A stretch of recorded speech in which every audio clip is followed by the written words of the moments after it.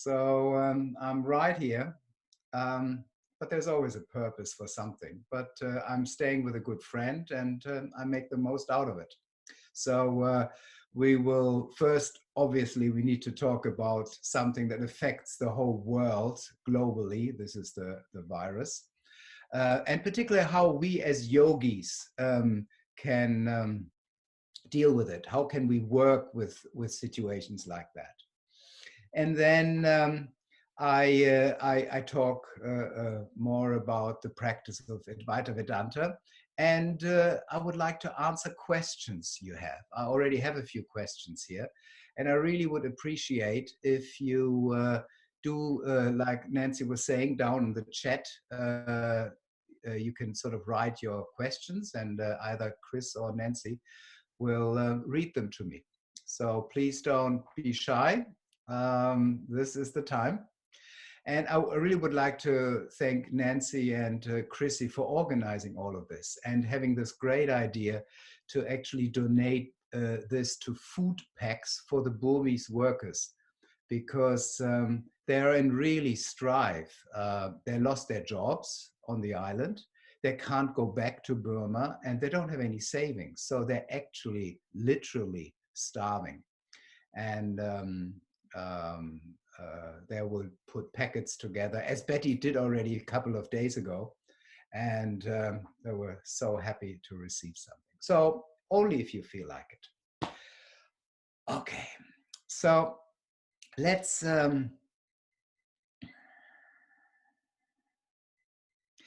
just start with the situations we're all in, and how can we as yogis deal with this situation.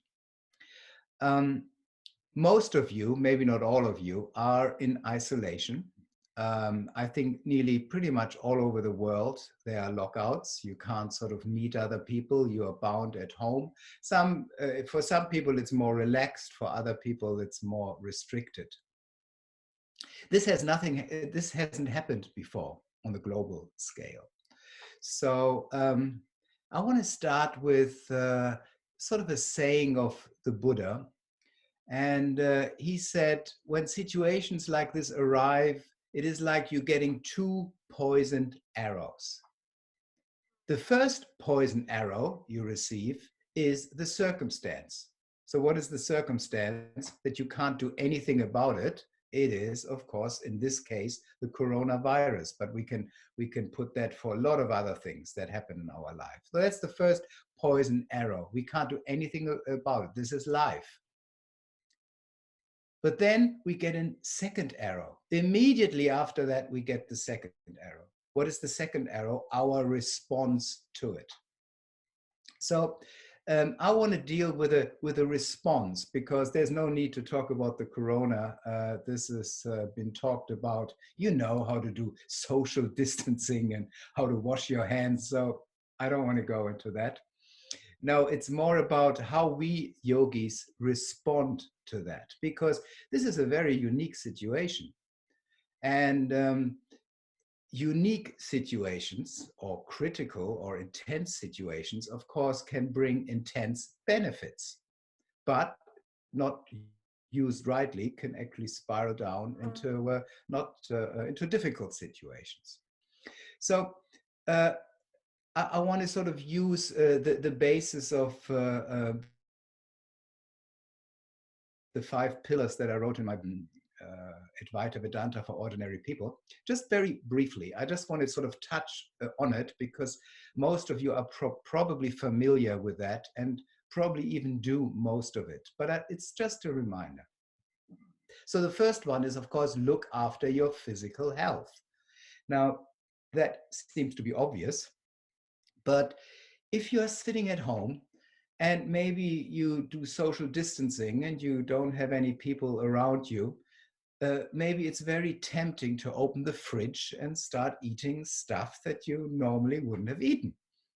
Or if some people tell me that they do have a yoga practice, but well, it's very difficult for them to actually get up at 7 o'clock in the morning or 8 o'clock in the morning to do the practice. So the first thing is tapas. Tapas, meaning that you are very careful, as you would be otherwise, but you're much more distracted, of your food intake, of the movement of your body, that you're physical still active. I mean, if you can go out, jog, run, swim, great. But if you can't, you do your physical practice. There's actually no excuse. And normally circumstances, there's always an excuse of I'm too busy, I'm that, and so on. So discipline yourself in these circumstances, because it's easy, or watch too much television. I mean, you know all that. And then we come to ethical guidelines and karma yoga. And this is, of course, now we are together, if you are in a relationship, much more intense with your partner. I had a few people who contacted me because they had relationship difficulties. I mean, you might, in normal circumstances, you both out the whole day and then maybe meet at the evening. Now you're together all the time. So difficulties that were just dormant might come up. So it's a great time to sit together, work them out. If not now, then when? This is a perfect time to be kind to yourself, to be kind to your partner, to have more time with your children. I mean, all this is a quality time you can use. Time is a luxury in our normal life. So we are now globally, in a way, forced to look in rather than distract ourselves to look out. So, and that of course includes our neighbors as well. Maybe there are people who need help. Now is a good time to do help them, or do in some projects like Betty and Chrissy and Nancy, and helping people maybe to feed or to in other ways. There are a lot of particular older people scared sitting in their rooms. I just visited somebody, and they're not, they're really scared to go outside, because obviously this virus can be more deadly with people who are sort of 70 or quite sick. They don't even go out for shopping. So this is something to do. Be kind to yourself, be kind to others. This is a great way actually to feel better, this is actually what positive psychology is all about. So feel the love, basically, to yourself, to your partner, to your surroundings. That will lift your spirit. And then this is the time for, of course, spiritual practices, for meditation, for contemplation, for reading spiritual books that you sort of put aside for a long time. And then, to talk about research. In a way, we are forced on a spiritual retreat. That's how I see this. I mean, I'm literally here, and I use this time for my own inner development, and it is actually beautiful. I mean, if I look at this way, there is no distraction, or very little distraction. I have time to read, I have time to meditate, and I have time to internalize my life even more than it was before. So this time can actually be used for spiritual development, rather than complaining or going into some conspiracy theories, what this whole virus is all about. It's a waste of energy. I heard so many conspiracies, forget about this. Don't look at the first arrow. Look at the second one, your response to this situation. And of course, it's true for every situation we have in our life that appear to be difficult. What do we make out of it? How can we use that? I heard somewhere, when you get a lemon, make lemon juice. Yeah. So out of a situation that doesn't appear to be beneficial or whatever it is, make the most out of it. Okay. Now let's. Are there already questions, Nancy? I mean, I have one here, but I want to answer that later. No, no. Okay, good. So I want to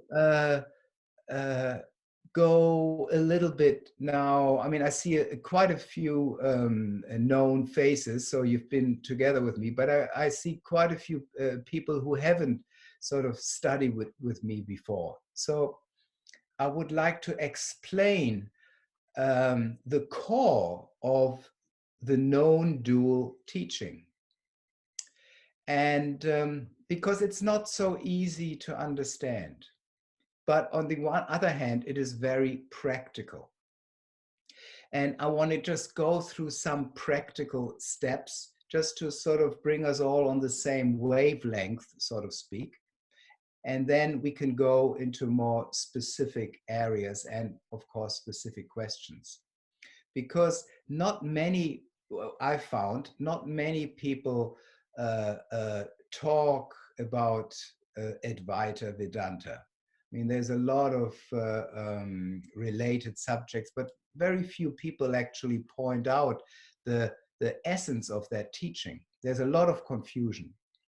So let me just start with where most of us, at least at the beginning, were. And that is, most of us, we had a mind that we could call it, in Vedanta, we call it impure mind. And this impure mind is really the idea that we are not good enough, that we should be different to what we are. And that reminds me on a story. Some of you might have heard it before, but it really was very interesting for me. There was, this is probably now the beginning of the 80s, there was in Dharamsala a meeting of all the Western Buddhist teachers from all the four major Buddhist strands, you might say. There was Zen Buddhists, Theravada, Tibetans, and so on. And they shared with the Dalai Lama their difficulties they had in bringing Buddhism into the West. And as they talked, you know, a lot of time, things like, oh, I don't really know if I teach authentic Buddhism. I feel very unsure about what I'm doing. I don't know if it's the right thing to do, and so on. At one stage, the Dalai Lama actually talked with his translator, and they talk. And then the translator said, the Dalai Lama wants to know if all of you feel insecure, if all of you have that sense of not being good enough. And he went around the room. Everybody, I mean, it was a video call. Everybody was sitting there. I actually saw that question put to them. And they all said, yes, I feel very unsure. And let's don't forget, these were the main teachers at that time in Western Buddhism. And they all had difficulties and they all didn't feel good enough.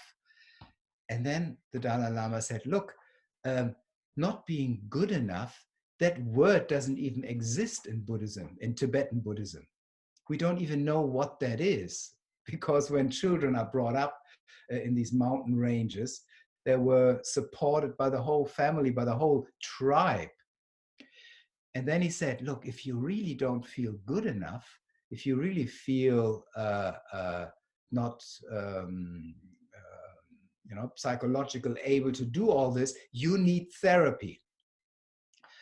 Which I found very interesting because obviously I'm a therapist. So that was actually from the, he didn't say you need to meditate more. Yeah, he said, you need actually therapy. And in my own life, obviously, and in so many other people I apparently helped, this is actually the first thing, that we look deeply into our psychological repeated patterns that we have, let's say the impure mind, and look into them. Yeah? Not that we solve them, yeah, but that we get some sort of clarity. How come I don't feel good enough? How come I feel insecure? And all these other impurities that come up. So that's the first step. And this is important too, because in a related subject, if we don't do that, we can easily do spiritual bypassing. And I've seen many people who've done this. That means, oh yes, I have a lot of suppressed stuff here, but I go into spirituality. I meditate my problems away. I become holier than thou, and don't look at my suppressed emotions. That can easily happen. So therapy, or analyzing your deep-rooted patterns, is actually the first step. Related to that, of course, is the practice of karma yoga. We always come back to karma yoga. Karma yoga means selfless service without expecting any particular outcome, because you surrender to whatever happens after you've done the action is what needs to happen. Karma yoga is a very powerful practice to chip away at your unworthiness. So you do what your Dharma tells you. You do what is the right thing to do at that moment. You get out of your way to help. That chips away at your insecurities. And if you don't believe me with everything, actually, do it and see. Do it and see. So analyzing where you come from, and purifying your mind through selfless service is basically the first step, even though all the steps, of course, form one whole. You cannot separate, but start with that. Good. Now you sort of have a understanding about roughly why you are the way you are, and now you think, okay, I'm ready for meditation. Because it is needed. Otherwise, you will not be able to meditate. But when all these suppressed memories are coming up, it's very difficult to have a quiet mind. But now another problem comes. You close your eyes and you realize how busy your thought pattern actually is. You have a scattered mind. It is very difficult for you to focus on something for an extended period of time. This time, not with defeating negative patterns, but with, well, let's call it rubbish. If probably all of you at one stage meditated, and you realize this. I mean, really random thoughts coming to you, and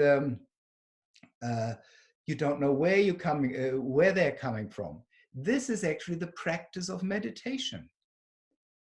As you know what Patanjali says, it's a continuous flow of attention towards a single object.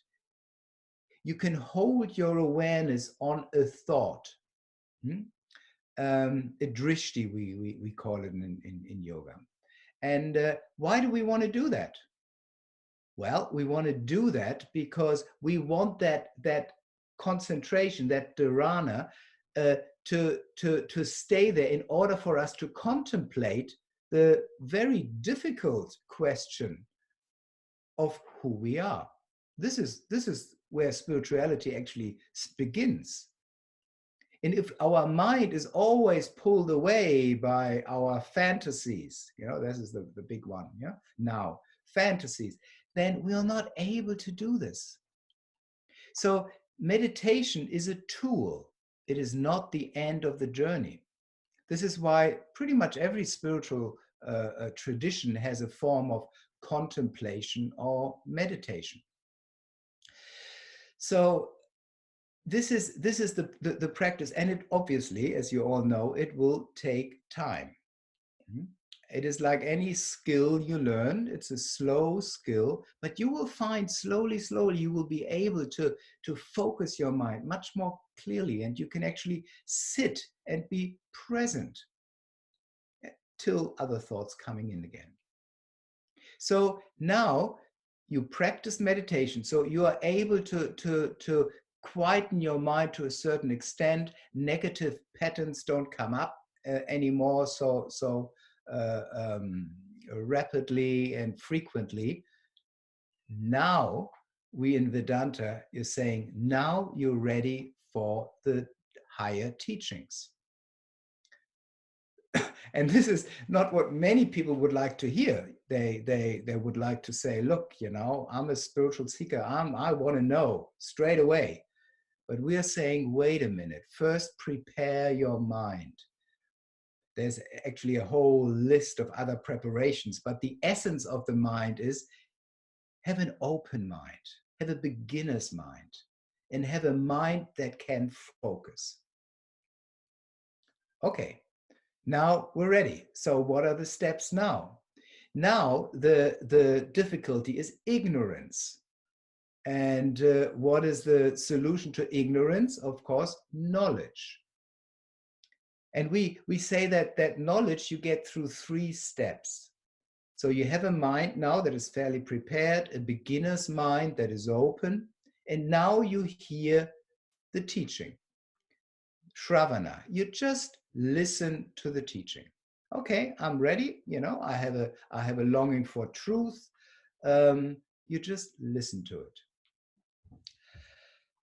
But of course, after you listened with an open mind, very soon the second stage comes, mananas. And this is where you ask the questions, where you start to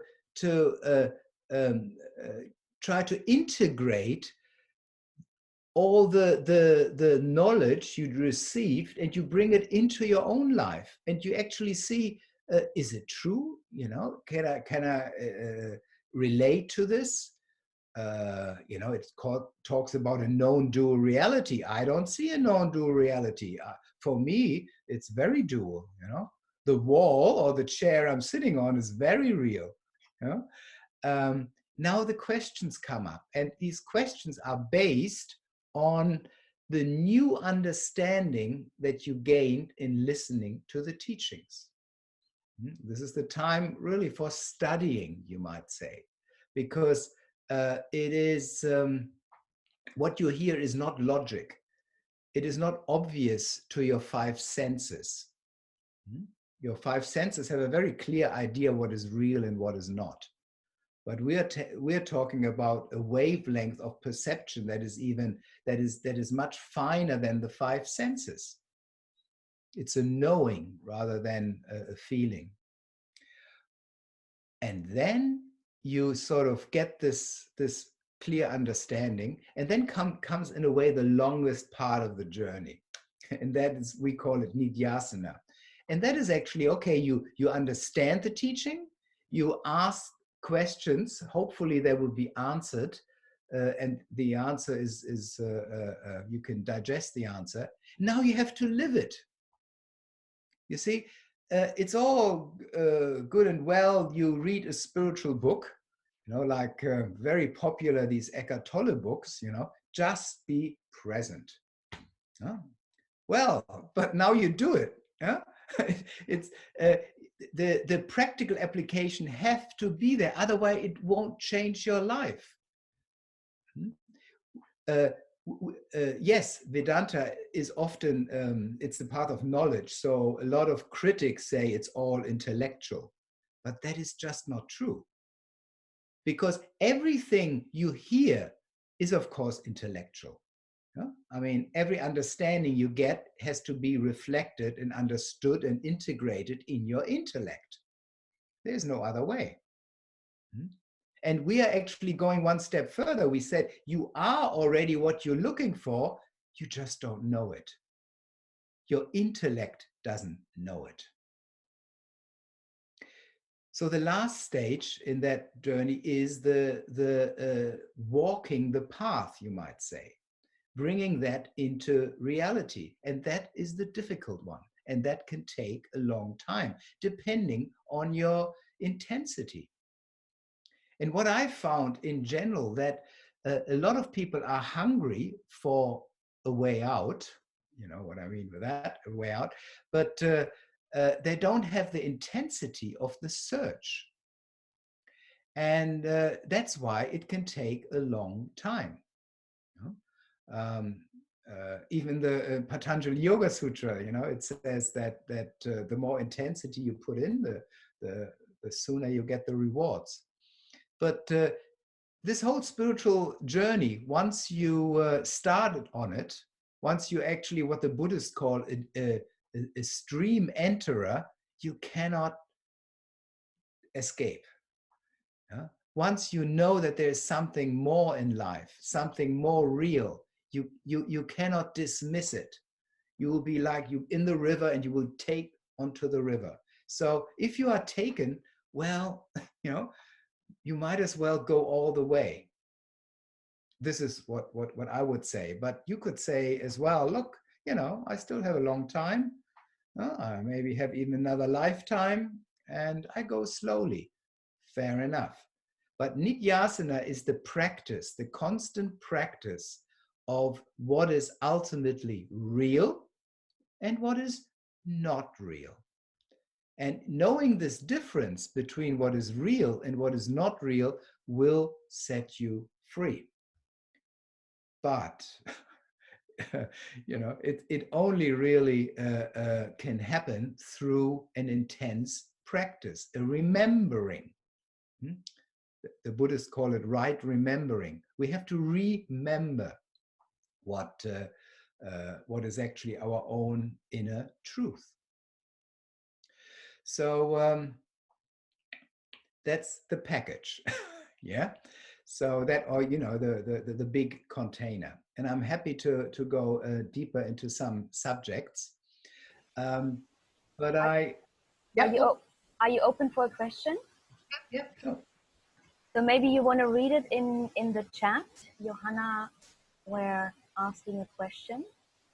I can't find. There's a chat. Okay. Where is Johanna?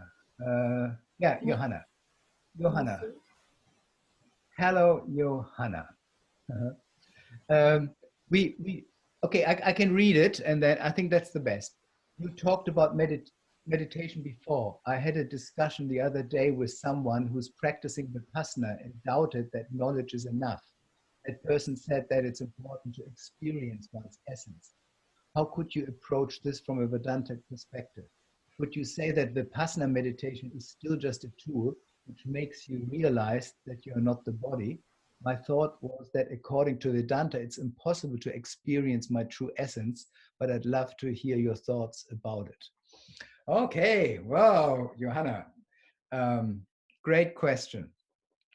So I go slowly through it. Basically, she is questioning that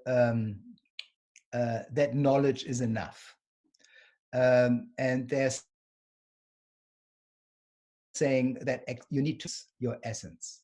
This is a big misunderstanding in a lot of spiritual talks or discussions.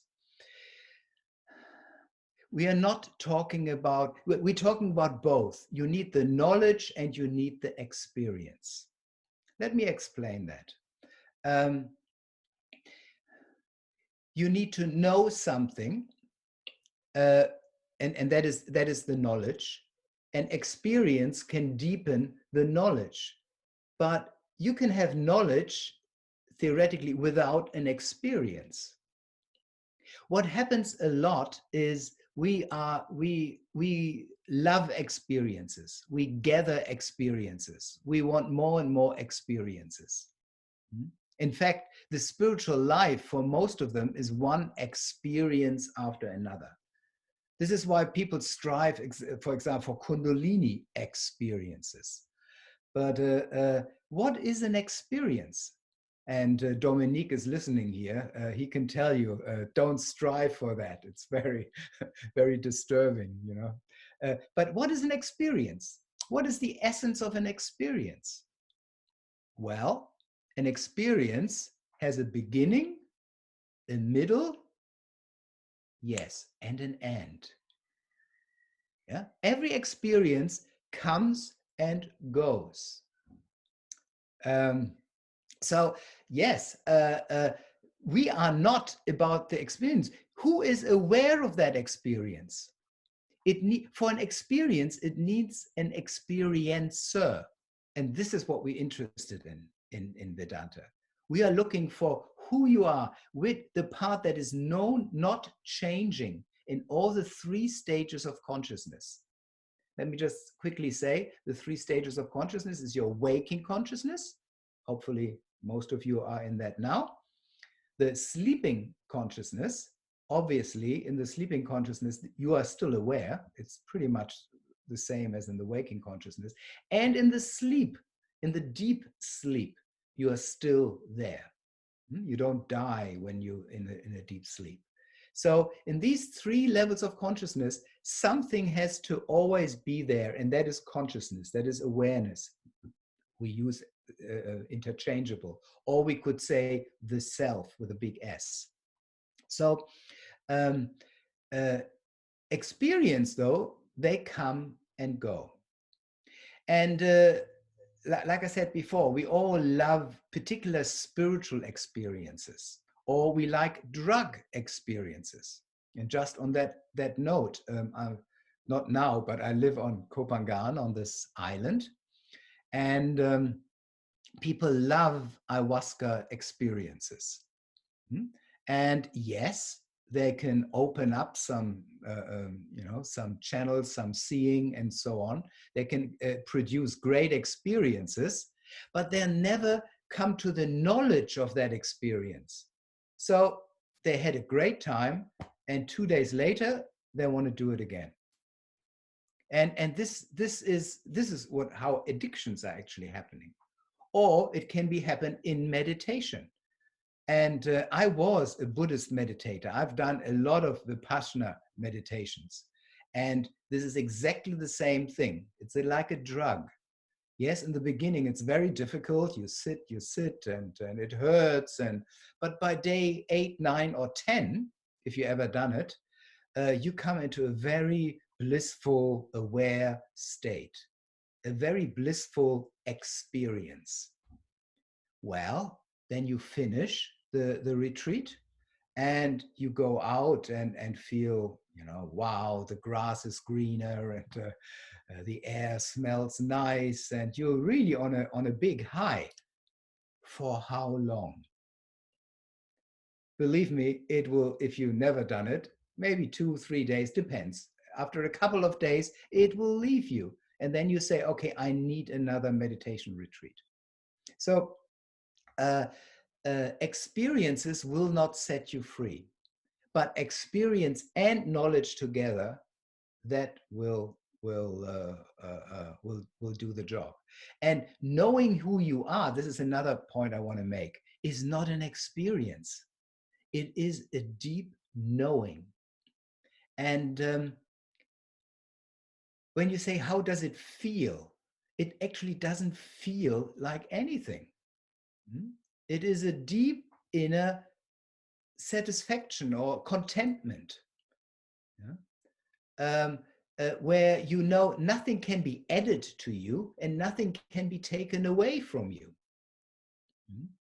But we only use language of experience, so even that might sound like an experience, but it's just a knowing. So we are not running after experiences, even though experiences can help and encourage us on the path of knowledge.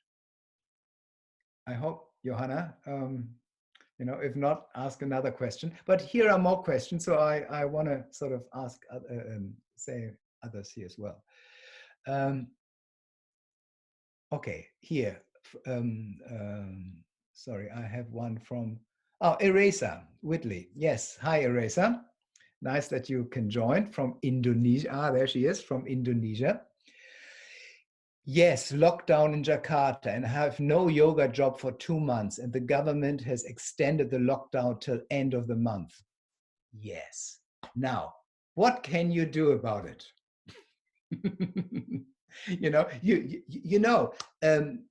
What we do in situations, we either try to change them. Well, talk to your governor, try to change them. Yeah. Or you move away from it, try to leave Jakarta and fly to Thailand. Good luck. They locked the airport down. So what is the last thing you need to do? The same as I do, accept. There is no way other than acceptance. But that acceptance is not a defeat. That acceptance comes from the understanding that you cannot change, and you try to, I assume, change the circumstances of your situation. So this is where we all at, and I hope you'll get another job soon.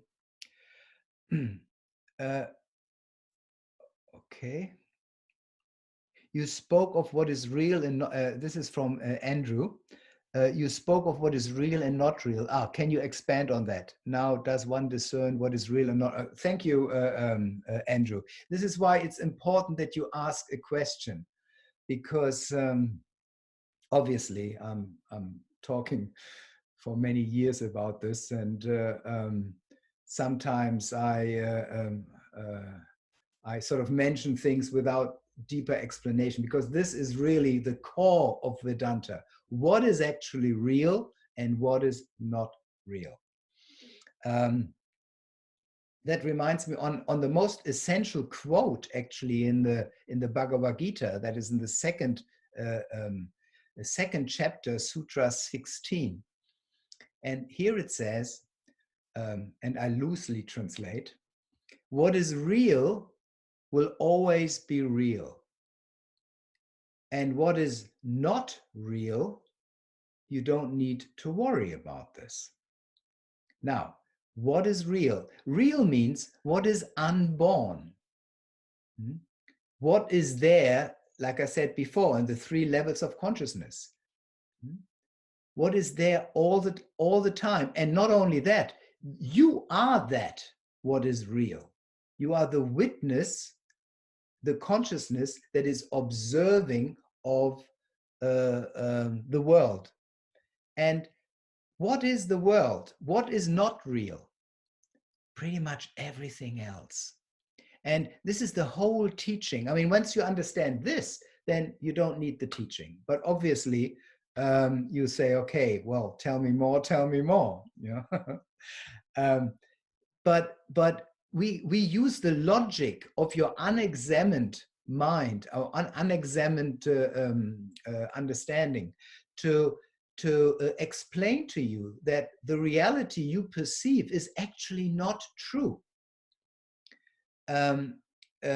We perceive a world that is actually not the reality you think it is.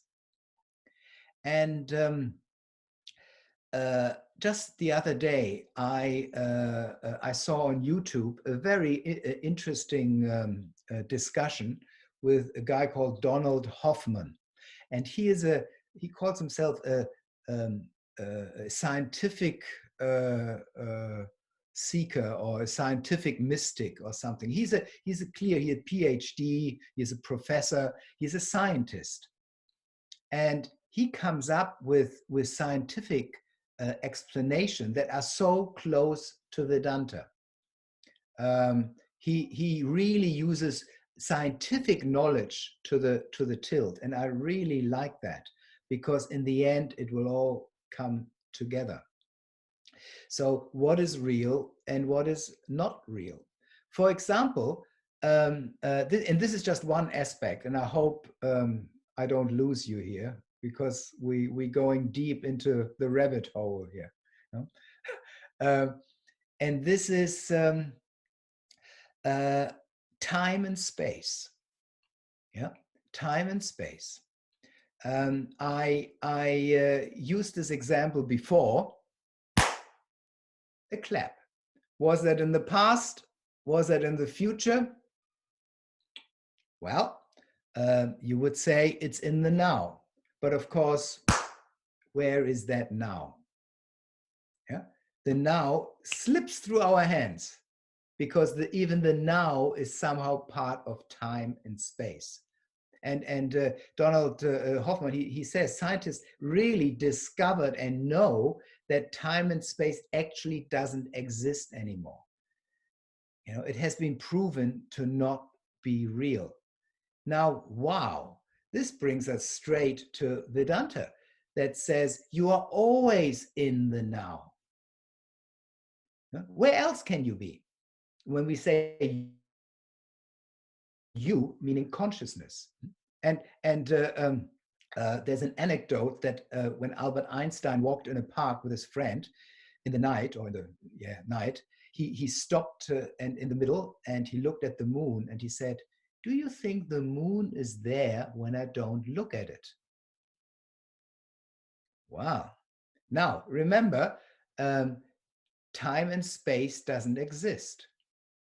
So what would be the answer? I'll let you think. I'll let you think. I'll let you think. It's not there. Yeah? Because if there is no time and space, it can only be now. And if you now not look at something, it is actually not there. Wow. Now, I just let you think about this a bit more. But with this discrimination, what is real and what is not real, it is so much easier to sail through life. And if you don't mind, who was it?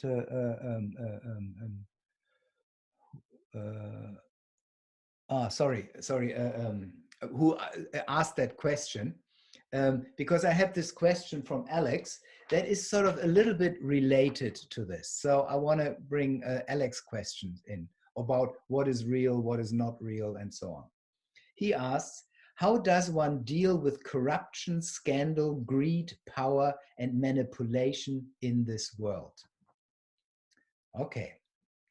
Now let's use what I explained. Let's use that knowledge. We can deal with this question. I read it again. How does one deal with corruption, scandal, greed, power, and manipulation in the world? Three ways, really. One can be a political one. Yeah. Scandal, greed, power, manipulation, just destroy everything. Create a revolution. Yeah. Let's create communism. That's a good idea. Everybody has the same amount of wealth, and we'll be all happy, equally poor. Well, that's what I said, equally poor. Or let's do anarchy. Yeah, very popular in the what am I, 80s or so. Anarchy, you know. We're all so wise and we all have our own. It doesn't work, guys. Yeah, it doesn't work. So okay, that's the political solution. Then we have the psychological understanding. Now, power, manipulation, greed. Are you maybe free of that, of greed, power, and manipulation? I sometimes tell a story that is not too flattering of myself, but it is honest, and honesty, of course, will set you free. And that was, it's already a long time ago when I worked in this particular center. I was teaching the philosophy, and a new philosophy teacher came in. And we were sort of having breakfast or whatever it was, and I was sort of saying, well, I don't know about this new philosophy teacher. Well, I don't really like him. He is so this and this and this. And we just talked a little bit about it. And then a woman said to me, I'll never forget it, and I'll never forget the message. She said, oh, Pujan, I'm really surprised. He is just like you.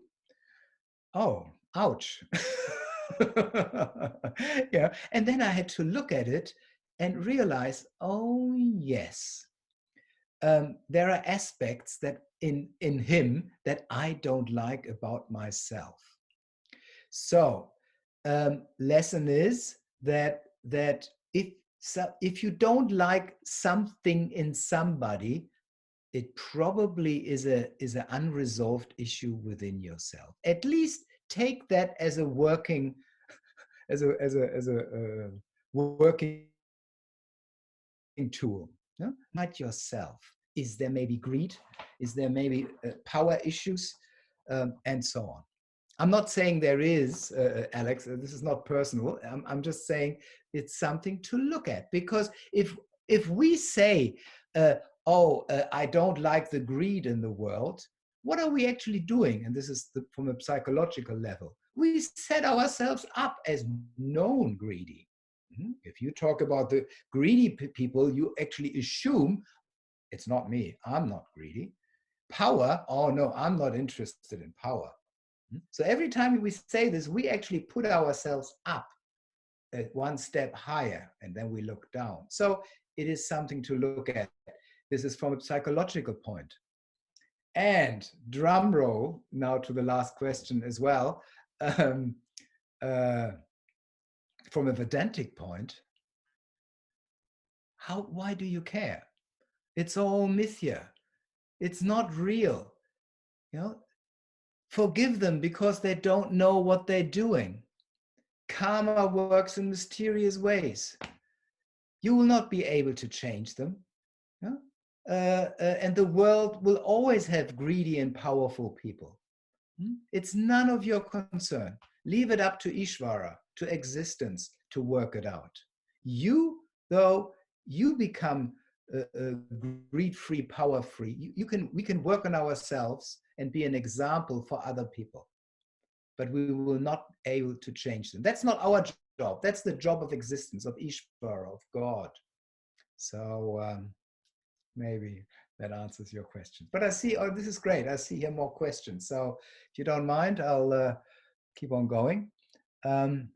So hopefully, Andrew, that answered your question. Can the acceptance be related to beings? Okay. This is from Dharm Death.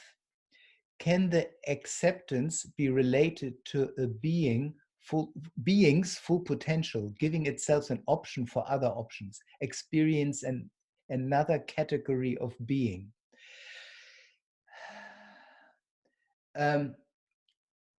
When you accept, then you're not accepting another category of being.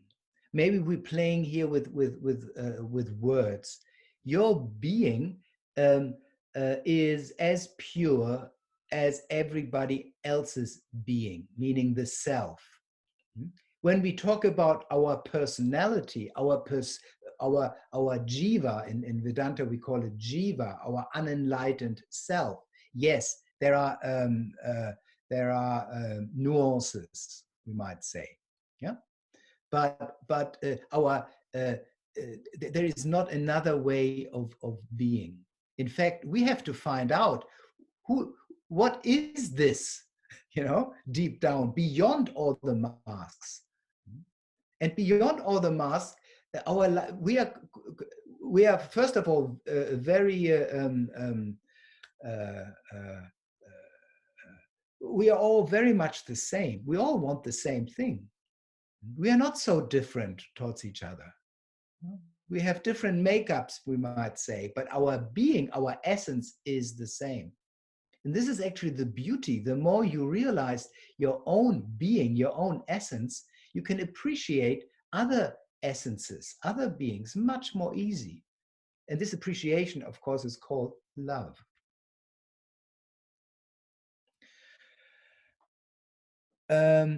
Okay. Wait. Okay, Damdev explains a little bit more. For example, if the true being is real and our ego or consciousness within lives relative circumstances is thus unreal, is the being's potential to actually further its path of realization just through its own polarity or through a sudden unavailability of the usual tools or habits or ways of performance? Let me slowly go through this again. If the true being is real, that's yes, it is real. And our ego or consciousness, um, um, well, within life's relative circumstances is unreal, yes, is the being's potential actually is actually further its path of realization just through its own polarity or through a sudden unavailability of the usual tools of habits. Yes, the unavailability makes it helpless, to continue the old program. And then it will hopefully crumble unless it builds itself up again. So hopefully I'm sort of aiming at the right direction there, Dharmadev. Amrita and Andrew. Okay, I was waiting for a question from you guys. Yes, hi. I've heard mention in Satsangs online of enlightenment sickness, but I'm not clear on what it means. Okay, could you please give your definition of it? And is it something every seeker will experience? Do you have any advice or avoiding it or dealing with it? Okay, now I have to, of course, ask a personal question. Do you think, Amrita, you are suffering from it? Well, but let's leave it for a moment. I'm answering more in general. Enlightenment sickness. It is something that can happen, or probably will happen, to a lot of you, because once when you are able to have a deep meditation and suddenly get clarity, or you have a samadhi, or you just have an epiphany, suddenly the sky opens for you, and you are tremendously happy. And other people come to you and says, wow, you look so happy, you look so blissful. Can you tell me something about it? And you start talking. And you suddenly, and you then start believing this experience to be real. Experience, remember, come and go. So if you take something that is impermanent to be permanent, then the ego wraps itself around it and pretends that it's the knowing part. And that is very painful in the end to you, and it's very misleading to others. There was this spiritual teacher that I was a disciple as well for a shorter time, Papaji in Lucknow. And a lot of people came to him. And to every second person, he said, oh, you're enlightened, and you start giggling and you were in bliss. And then you said, really, really? And he said, yeah, you're enlightened.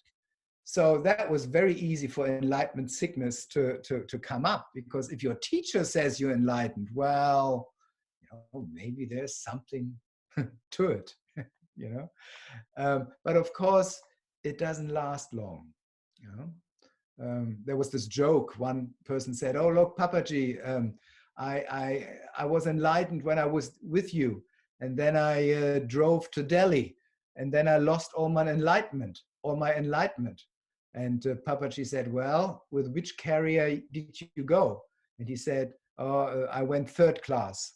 And he said, no, you have to go first class. Third class is pretty intense. So enlightenment sickness is really taking what is just a fleeting experience into something that appears to be permanent. And of course, who loves that? The ego. Suddenly you have this, you feel superior. I know, and you don't. So enlightenment sickness is something Oh, you keep on okay, let me see what else you wrote. Um, um, how do you love ignorant people when they cause harm? Oh yeah, okay, that is so I finished that with the enlightenment sickness, I think. How do you love ignorant people when they cause harm? Okay, good question, guys. So stay with me. Um, what do we mean by love? Um, you're all familiar with the chakra system, and sometimes I'm referring to that. There's the so-called love from the second chakra. There's the love from the fourth chakra, the unconditional space. And then, of course, there is love as we define it by Vedanta. Now, we have to be aware which category we go into. So an ignorant person, you're probably not talking about love from the second chakra. Let's forget about them. So you go from the fourth, with the fourth. How can you accept somebody who you judge, and let's face it, it's a judgment, as ignorant? Okay, let's go back to what Alex was saying. When you say to somebody that they're ignorant, of course you claim to be wise, or whatever the opposite of ignorant is. Something we have to be aware of. But of course there is levels of consciousness, and I'm not denying that you probably on a more advanced or higher level of vibration, of understanding. That is obviously true. um, you don't have to love them. You just have to accept them in their totality. And why do you accept them in their totality? Because in essence, they're not different from you. Do you understand what I mean? I hope the thing is with these videos, I often don't know when I speak to somebody if they actually understand what I mean. But just accept them, accept them and move on. Don't try to change them unless they ask, well, please change me. But mostly ignorant people don't do that. So leave them be. Yeah. Accept whatever happens, and leave it. You cannot change them. Just the opposite. I mean, when you look from a psychological point, we all want love. We look at love at different places, but we basically all want love and acceptance. And some people are very bad in getting it, or in trying to get it. And this is true with an ignorant person as well. It sometimes helps to try to get into their skin, so to speak. Yeah? And if you maybe know the story of that person, maybe they're in a very unhappy relationship, or they had some trauma or whatever, it's much easier for you to maybe have compassion with them, for them. Don't necessarily call it love. That makes it too difficult. Hope that answers this. Oh wow, you have good questions. Thank you. I need maybe need a little lubrication. Okay, from Lena. Hi Pujan, lovely to hear you again. Thank you. Struggle with finding a good balance between being of service and taking good care of yourself. Stay sane. I find myself getting drained when being of service, but I feel guilty if I take a self-spiritual retreat, as you called it in the beginning, and not be of service now that being of service is much, and not be of service now because being of service is much needed. Well, Lena, when I say it feels good to be of service, it means for some of us it's good to be of service. We are all emotionally slightly different wired. What is important is that you follow your inner calling, your dharma. Some of us are much more internal based. Yeah, for us, we can settle within ourselves, meditate, and feel very happy and content to be on our own. But for others, if you cannot do that, or if that's very difficult for you, then go out and be of service. But meditating and thinking you should be of service, and being of service and think, oh, I should meditate more, that gives a split that creates suffering. I could say it more poetically. Follow your heart. Follow what is right for you.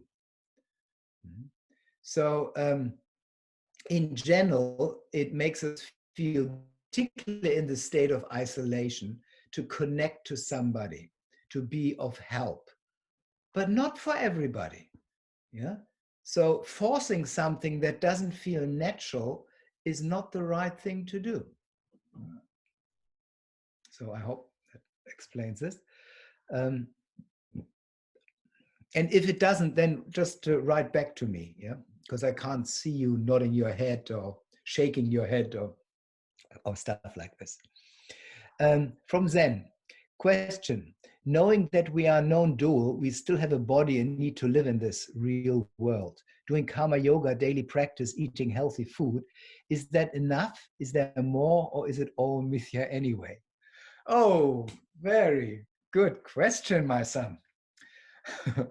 I have a son. Zen is my son, and he has good questions. Okay, so I read this again just to clarify this. Knowing that we are non-dual, we still have a body and need to live in this. Doing karma yoga practice, is that enough?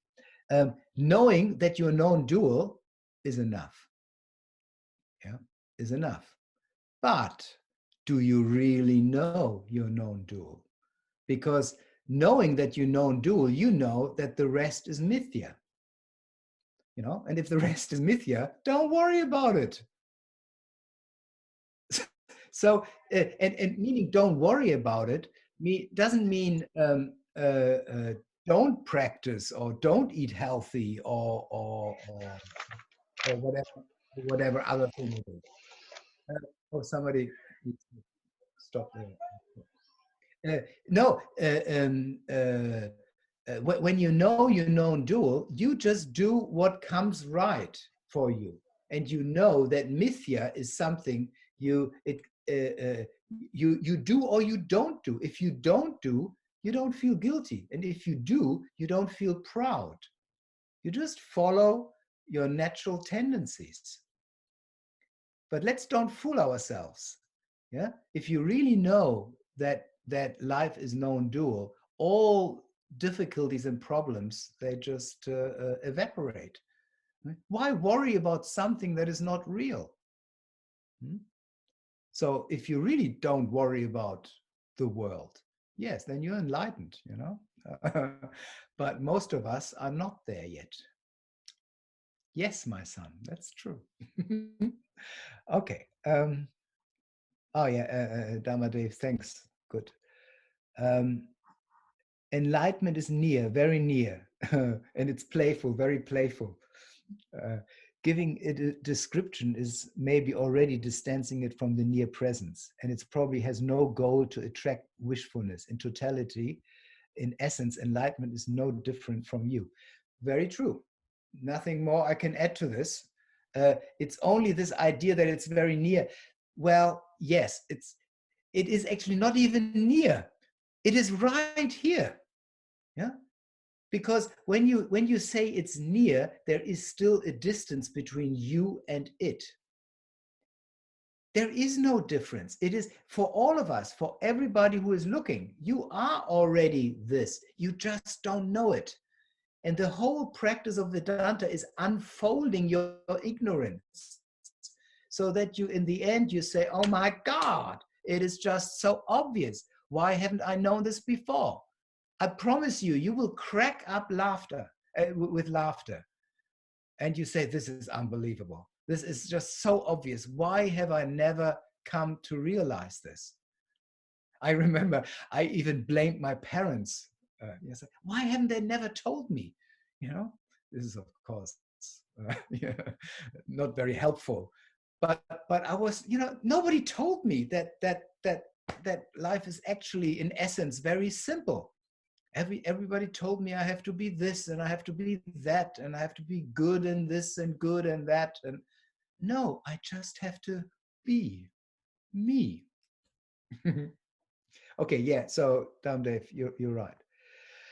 How can one get inside the skin of someone like Donald Trump? Oh God, Vivi. Oh, that's a Vivi question.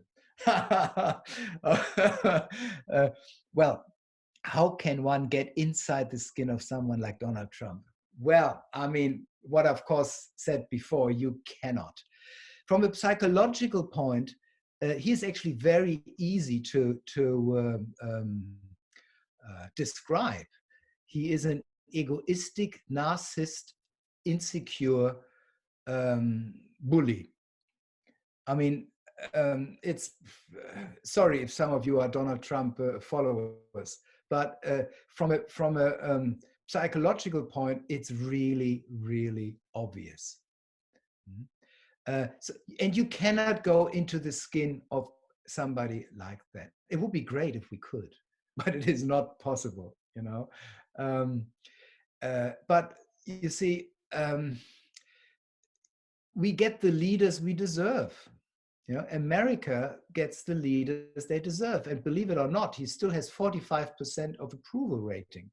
So it is unfortunately the fact. But again, we can accept without sort of judging him. When I say he's a narcissist and all of this, this is a psychological description, and I can analyze this even more. It doesn't mean he's the devil. He's just unconscious, like most of us. His unconsciousness only can create more harm than us, for example. It's a tragedy, but you know, that's just how life unfolds at the moment. From Barbara, oh great, you're there too. My question is related to Zens. All right, okay. Sometimes I could be unmotivated in Mithya life. Why do all these different tasks if they are unreal? And of course, I know Svadharma, the four aims of life, etc. But still, these are Mithya, right? It is just like, okay, I got this body and mind, let's do some good with it. Yes. Okay, I understand what you're saying, Barbara. If everything is Mithya, why bother? Yeah. Why sort of, you know, do the karma yoga? Why do meditate? You know, and there are French philosophers like Sartre and Camus. I don't know if you, our French people here or Belgium, they would know Camus, who had exactly that argument.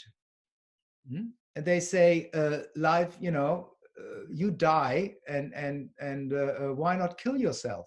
You know, why go through all of this? But we are living in a body, and we have to follow certain disciplines, or we could call it sacrifices, because in a way they are sacrifices. It's not enough to read it, you actually need to do it. So you need to bring up your own motivation, and your own motivation is in general suffering. This is why we start on the spiritual path. If you living a midlife, a middle class life, and everything is sweet, maybe you can do this up to 18, 19, 20, you know, maybe even more. But sooner or later, reality will kick you. Sooner or later. And if you're intelligent enough, and most of you are, otherwise you wouldn't clicked in here, you will realize there must be something more in life. Yeah? But you don't get it in a golden, in a platter. And the reason why we don't get it is we need to uncondition ourselves. Unconditioned. We are conditioned in the wrong way. Most of it is biological, our survival. it's a whole story we can talk about, but most of us it's biological. Even that most of you, most of the time, think more negative about life than positive is actually psychological. We are wired to be more pessimistic. Have you ever wondered why? Well, if you're a caveman and you think, oh, look, I do Reiki on this tiger, that tiger will not affect me, you will not survive. It is, actually good to be a little bit more careful. If you say, oh, I can jump this drench, no problem, because I'm strong. Well, you might not do it. So we are wired more negatively. So, and in general, we are wired more tamasic. You love to lie in bed in the morning. It's warm, it's cozy, The idea to get up and roll out your mat and do some yoga was maybe not so appealing. Huh? But this is what we need to do. We need to uncondition ourselves. And what motivates us? Drum roll, suffering. Or suffering is a very strong word that Buddha used, but let's say just we are not satisfied with the reality we're living in. We're saying there must be something. There is a promise of a Buddha, of an enlightened being, that there is something more to it, to life, like this ordinary existence. And you trust that. And that's why you do it, even though you don't want to do it. I hope you understand that. I mean, you're a psychologist. You should know this. Okay. Rob, Nemo. Hi, Rob. I'm wondering, why do we need a path? I find myself a bit lost with finding a practice, but when I'm back in the bush, I feel so very connected, a very natural understanding. But is that not a practice in itself? Yes, it is.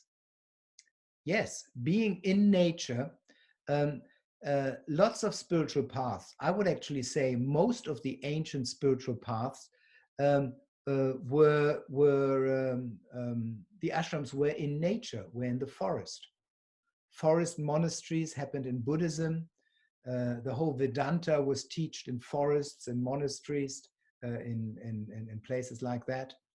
Yes, nature is a great place to feel centered. And if you are fine and happy with yourself in the bush, then keep on living like this. This is great. I lived in the rainforest for many years. But most likely, after a while, when the romance is over, you'll find that you need just a little bit more. Just bring knowledge of your true nature into the forest, into the into the forest, and then see how that practice with your day-to-day life in the rainforest will change. I did very strong practices in the Nimban rainforest there when I was beginning my search. So yes, it's absolutely fine. The nature is very good in not distracting us too much. Nature is a form of pratyahara. It naturally brings us back to ourselves. So once in a while, we all should go into nature. Some of you decide to live in there, but some of you will go there to get strength and then back into the city. Okay. Oh gosh, guys. The list goes on and on. This is great, but we do have to finish soon. And this is great because if that's okay with you, I'll answer one or two more questions, but I cannot answer them all today. So I will come back if you don't mind, and you will be there. And the rest of the questions I will answer, well, why not next Saturday? Same time, same place. Yeah, and Chrissy is so nice. She will put actually this talk on our website, which please visit pujanyoga.com. You can even like it if you want. And this is where the video will be, and information about us, and you can stay in contact. There's a whole blog that I'm writing as well, so you can look into that.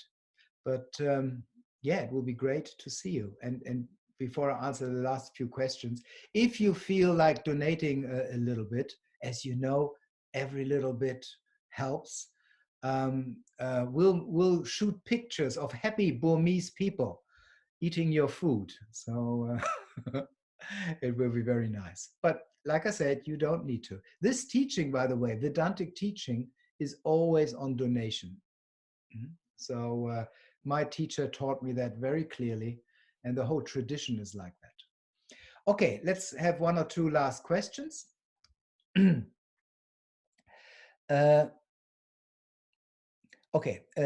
more question. May I ask, what is Mithya? Is something you do or you don't do, related with psychological self and the instinctive sensual being? Okay, what is Mithya? Basically, everything that is not the self is Mithya.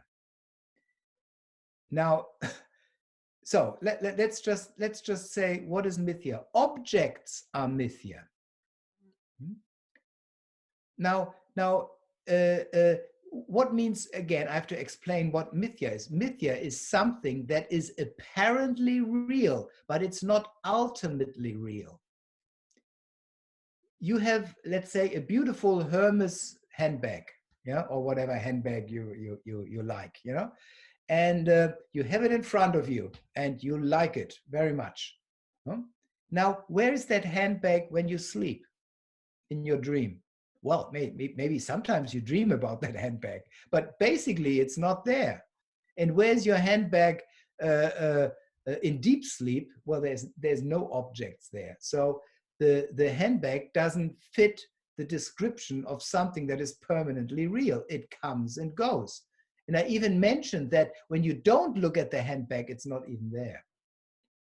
It's a little bit of a deeper subject, but so that's Mithya. But your emotions and your feelings are actually Mithya as well, because they're there and then they're not there anymore. They change all the time. And you have no control over them. You have some control over your handbag, but you have no control over your thoughts and feelings. They're here and then they're gone. And remember the description of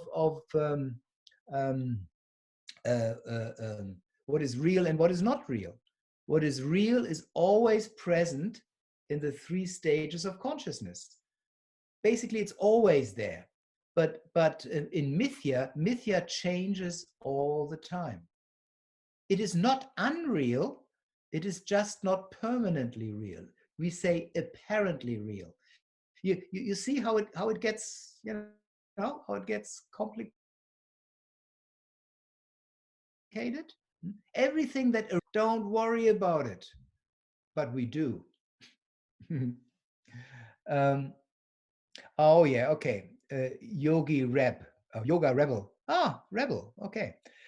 For those that suffer great physical pain, oh gosh, how do we elevate this even when we know that it's not real? Oh God, yes. That's a hard one. And I don't want to be flippant about this, because it sucks. If you have permanently pain, and my body is old enough to have gone through pain. At the moment, I'm fine. But of course, I think we all had these experiences with pain. Is the pain real? Actually, it's not. But it still bloody hurts. So the truth is relevant even to pain, but it is of course much harder to hear. You can actually, through awareness, minimize pain. in one of those, when I worked in the Transpersonal Center in the Blue Mountains, we worked with visualizing pain to a minimum.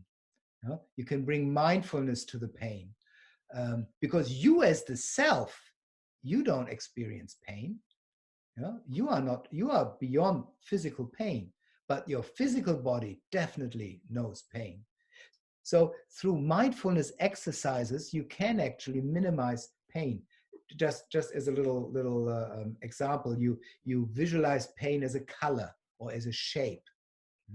You say, okay, where is the pain? Let's say it's in my stomach. Okay, does it have a color? Yeah, it's maybe red. Does it have a shape? You know, how big is it? And then you can visualize this shape going smaller and smaller. Maybe the color changes, smaller and smaller. And then even with your visualization, if it's very small, you can take it and flip it away, and suddenly your pain is gone for a moment. So you can use visualizations for pain. You can do other things, but the truth is still the same. Pain hurts, but you are not the hurt. And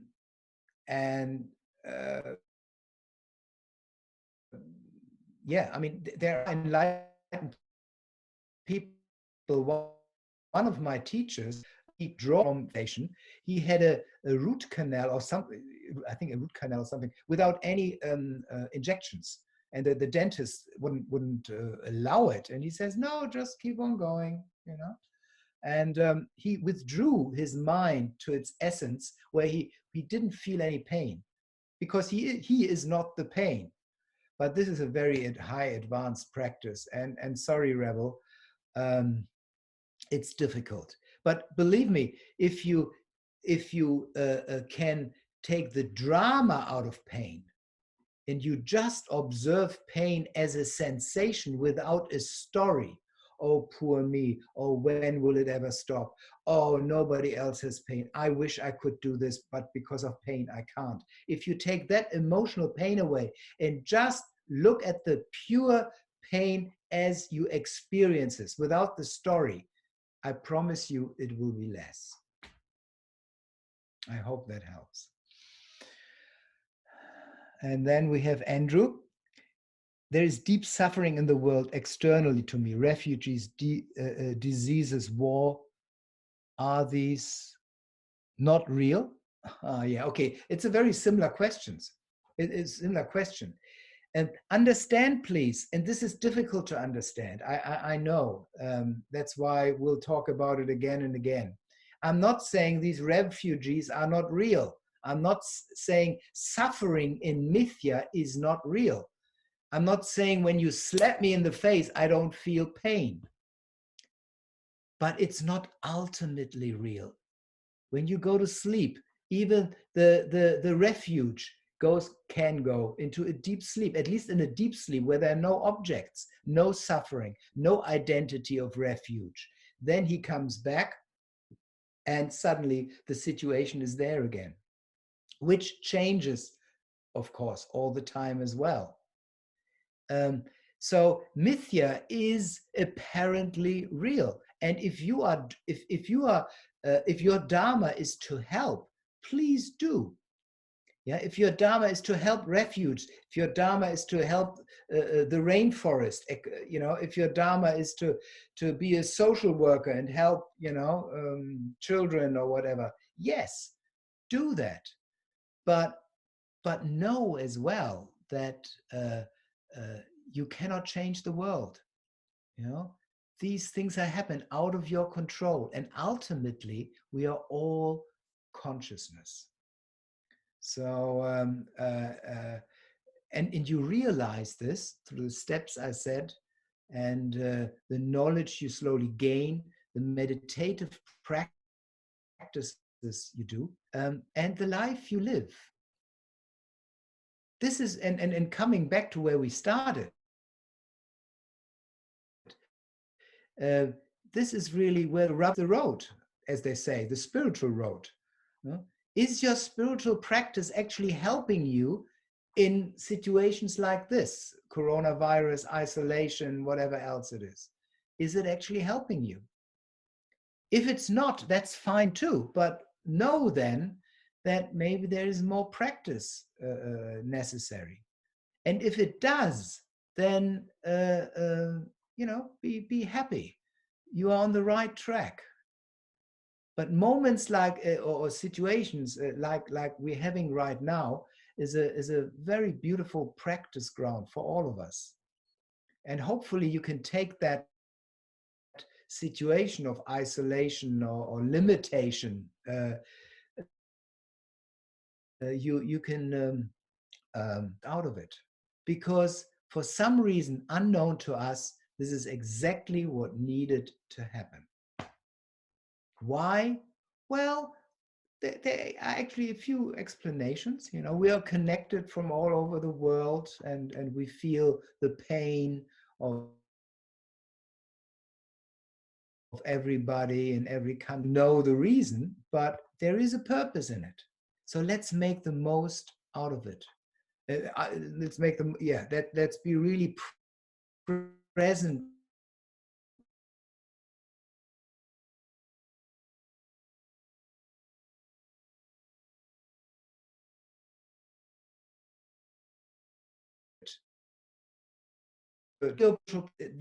to pass, and then your lifestyle happens again. So with these words, I would like to really thank you for tuning in. This is my first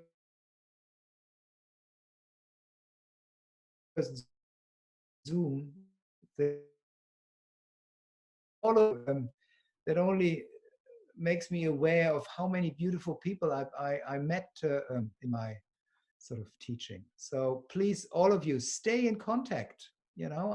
Come next Saturday. We'll make it again next Saturday.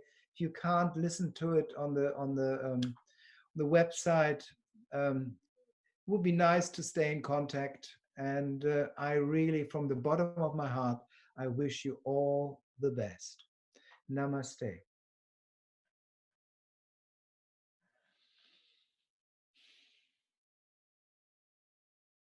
See you later, alligator. Bye-bye.